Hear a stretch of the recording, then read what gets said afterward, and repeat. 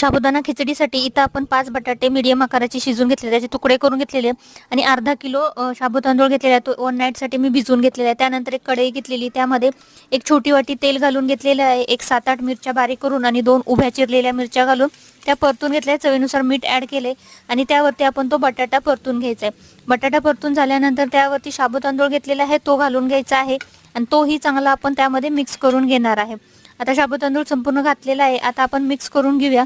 सगळा साबू तांदूळ मिक्स झाल्यानंतर मग आपण त्यावरती शेंगदाणा कूट घेतलेला 1 वाटी तर तो घालून घेणार आहे आणि पुन्हा आपण जो साबू तांदूळ, शेंगदाणा कूट आणि सगळं मिश्रण ते मिक्स करून घ्यायचे आणि झाकण ठेवून 1-3-4 वेळा आपण हे वाफवून घ्यायचे।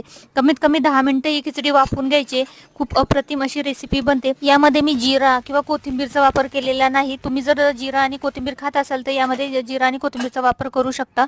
या खिचडीसोबत मी साबुदाणा खीरची रेसिपी टाकलेली, तीही तुम्ही पाहू शकता।